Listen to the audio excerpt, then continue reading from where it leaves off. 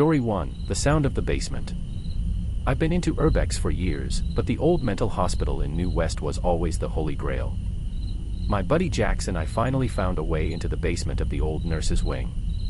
It was pitch black, and the air felt heavy, like you were breathing in wet dust. We were looking for old records, but all we found were rows of empty metal bed frames. Then, the sound started.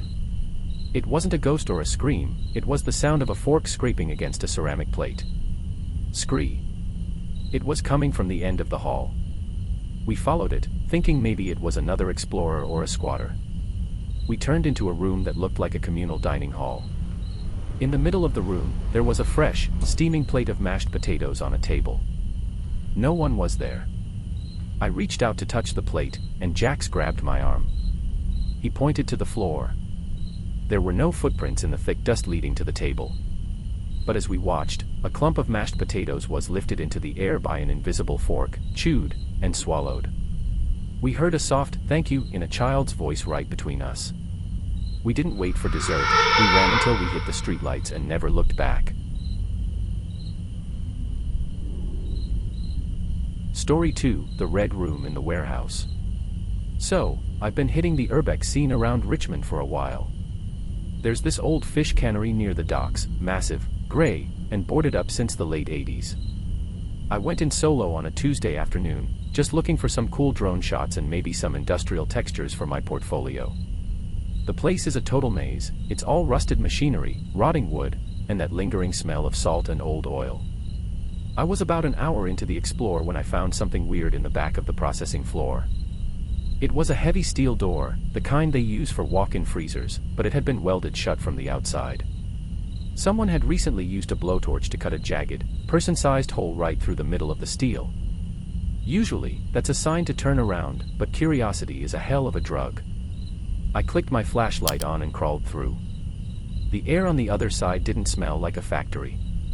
It smelled like roses and old paper. And it wasn't a warehouse anymore.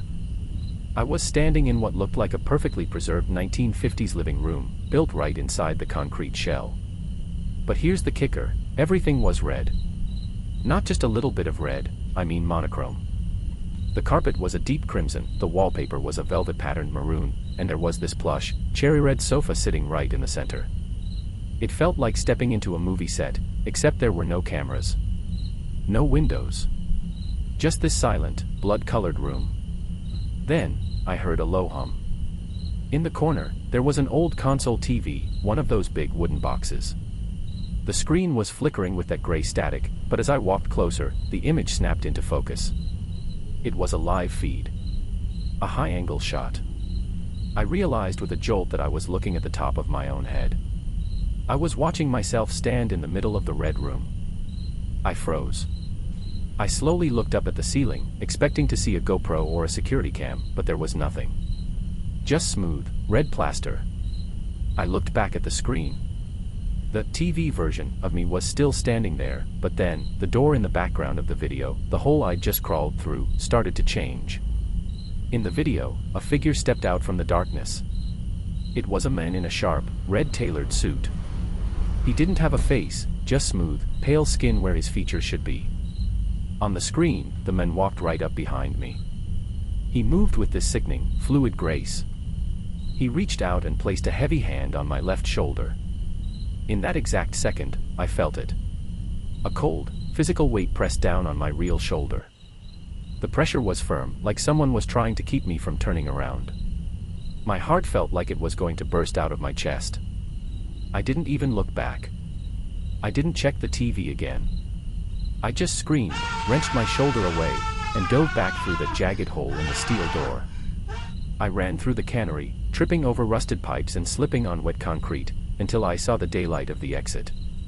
I didn't stop until I was back in my car with the doors locked. I left my $1,200 drone sitting right there on that red carpet. People ask me why I don't go back for it, but they don't get it.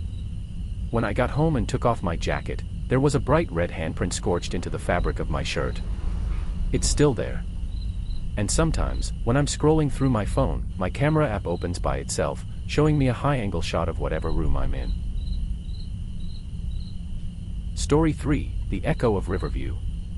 I grew up in the shadow of the Riverview Hospital grounds in Coquitlam. For those of you who aren't from the Vancouver area, Riverview is a massive, sprawling complex of abandoned mental health wards. It's been used as a film set for everything from The X-Files to Supernatural, but for locals, it's not a movie set. It's a graveyard of memories that nobody wants to claim. The air there is different, heavy, pressurized, like the ground itself is holding its breath. Last month, my friend Sarah, Jax, and I decided to do a ghost hunt for Sarah's 22nd birthday. We weren't even planning on breaking into the buildings. We knew the security there is tighter than a drum, and the fines are no joke. We just wanted to walk the perimeter of the Crease Clinic at midnight, maybe catch some EVP on our phones and scare ourselves silly. The night was unusually fog-heavy. In the Pacific Northwest, fog doesn't just sit, it moves like it's alive, rolling off the hills and swallowing the cedar trees whole. We were walking the gravel path near the Old North Ward when I saw her. I stopped dead in my tracks, my breath hitching in my throat.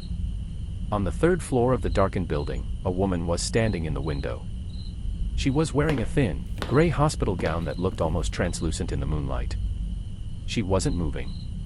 She was just staring. Her forehead was pressed against the glass, and her hands were flat against the pane. I gripped Sarah's arm. "Look," I whispered, pointing up. "Is that a squatter?" Sarah looked up, squinting through the mist. Jax pulled out his high-lumen tactical light and shined it directly at the window. The beam of light hit the glass, and Sarah let out a nervous laugh. "Elena, relax. That's not a woman. That's just a reflection." I looked closer, trying to make sense of what I was seeing. Sarah was right. The figure in the window was wearing exactly what I was wearing, a black North Face puffer jacket and a red beanie. But here's the problem, physics doesn't work that way. I was 50 feet down and 50 feet away on a gravel path. There was no way my reflection could appear on a third-story window at that angle. Then, the reflection started to move. I was standing perfectly still, paralyzed by a sudden, bone-chilling cold. But the me in the window wasn't still. It began to bang its head against the glass. Thud. Thud. Thud. The sound didn't come from the window, it echoed across the entire empty courtyard, bouncing off the brick walls of the surrounding wards. The reflection's movements were violent, jerky, like a broken film reel. It slammed its face into the glass so hard I expected the window to shatter. Then, it stopped. It leaned forward, its breath fogging up the inside of the glass, and it looked directly at Sarah. It raised a long, pale finger and pointed it straight at her. "Let's go." "Now," Jax hissed, grabbing both of our jackets and dragging us toward the car. We didn't look back until we were through the main gates. We laughed it off in the car, trying to convince ourselves it was just a trick of the light. But the next morning, I got a call from Sarah's mom. She said Sarah wouldn't get out of bed and wouldn't speak. I raced over. When I walked into her room, Sarah was sitting upright, staring at the window. She looked like she had aged 10 years. Her skin was a sickly, translucent gray.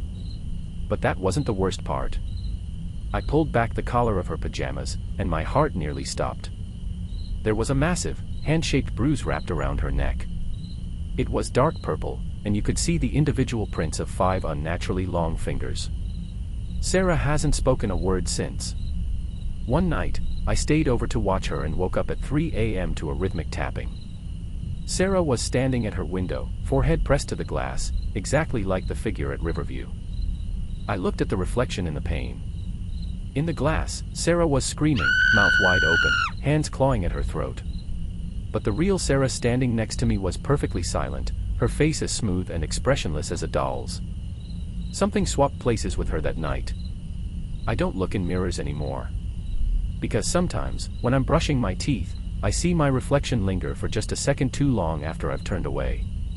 And I know it's only a matter of time before it decides it wants to come out.